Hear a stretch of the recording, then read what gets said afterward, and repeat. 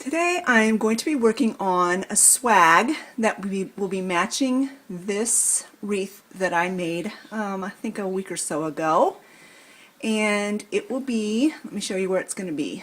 When I get it done, I'm going to hang it there. I'm going to retire this swag that I've had for years.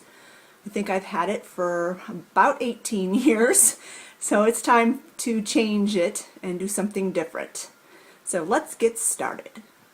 This video and for this project we'll basically be using the same supplies that I used when I made my wreath, and I will link that video for you so that you can go back and look at that if you haven't already seen it.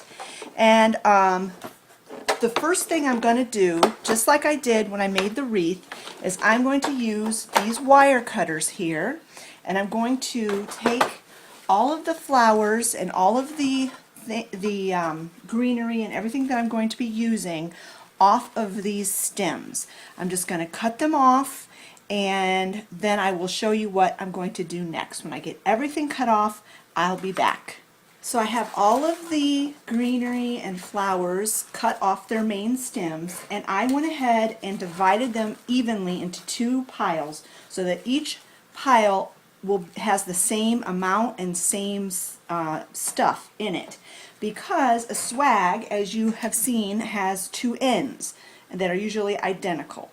So what I'm going to do is I'm going to work on using this floral tape and taping the ends, two separate bunches, and then I will tape them together and use these flowers to put in the middle, so that you can't see where the two sides meet. So I'm going to work on figuring out how I want these to look, and when I get them how I kind of want them, I'll bring you back and show you how I put them together with the floral tape. The way that you use floral tape, it's not really that difficult. You basically just wrap it around, and as you wrap it, or as you pull it around, you kind of give it a pull. You kind of stretch it as you wrap it. And the easiest way to do it is to hold it and kind of stretch it gently. You don't want to pull hard, but stretch it gently with one hand, and then spin the floral with the other, spinning it downwards. And then it just pulls off, tears off very easily. And you start it on there, wrap it around, kind of tug it gently, and spin the bouquet, as you might want to call it. And then you just pull it and it rips right off. Okay, so I've got those, and now I'm going to add some color, of course. Throw in some of these flowers, and these, as you will remember, are the flowers that were the same as was in my wreath. And I don't think I'm going to try to wire more than two at a time. I think that would just be too bulky. So I'm going to go ahead and do the same thing with this floral tape. I hope you're able to see this. Just kind of wrap it around. Pull it gently, and then spin the bouquet.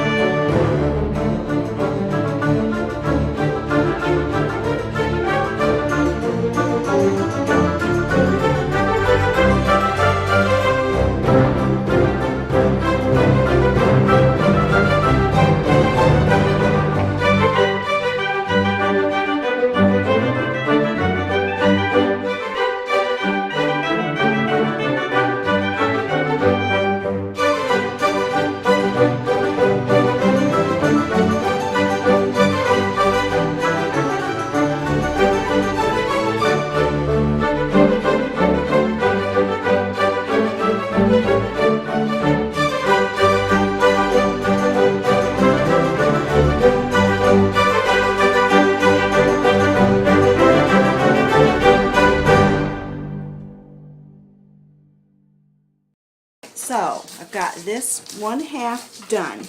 And basically I'm going to make one very, very similar.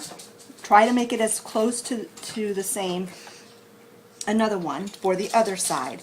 Once I get that other one done, I will be back and I will show you how I put the two sides together and make it look like it's one piece. So we'll be back.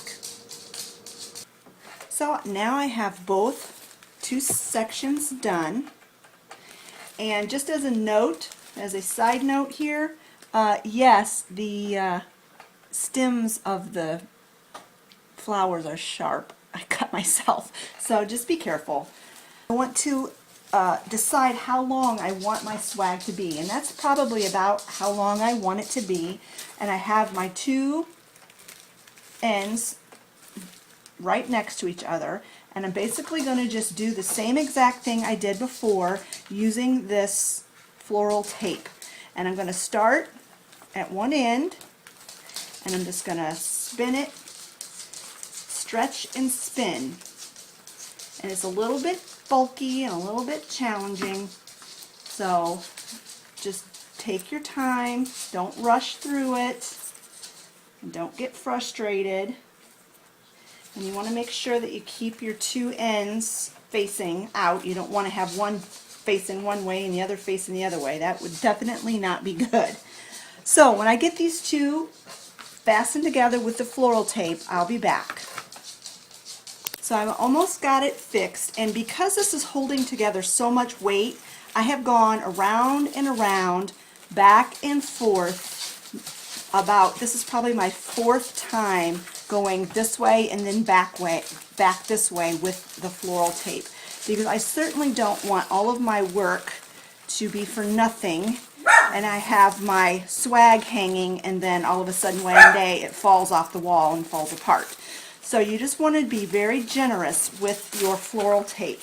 Don't be afraid of it, and don't be afraid to use quite a bit. So I have them fastened together now, and what I'm going to do, before I hot glue, I'm going to hot glue these daisies to the center, and before I do that, I am going to I'm going to fluff these and move things around and organize it how I want it, so that when I put these in the middle, it looks right. Oh, and I also wanted to show you how you fluff these. It's so easy. Because these are fake flowers and their stems are wire, you just can bend them and move them and twist them around however you want them to be. I want my flowers to be facing towards me when I'm looking at it on the wall. So you just take your thumb up close to the head of the flower and you just bend it forward, and it turns the flowers directly towards you. Now I pulled that one right off the stem. You don't want to do that, but they're easy to pop right back on. Both sides fluffed out, and I just love it. I think it's so pretty. And I've got these daisies, that's where I'm going to put them, like that. And I'm going to use my hot glue gun for that. And so, let me get you tilted down here so you can see what I'm doing. I'm using the yellow flower kind of as the base. It's not exactly the same shade of yellow as my other flowers, but I think because it'll be kind of behind the white and the green flower, it won't matter that much. But I needed something to glue the white and the green flower to. So, and I really like the combination of these three colors, the white and the green and the yellow. So I've got that one glued down. So now I'm going to glue down the white one.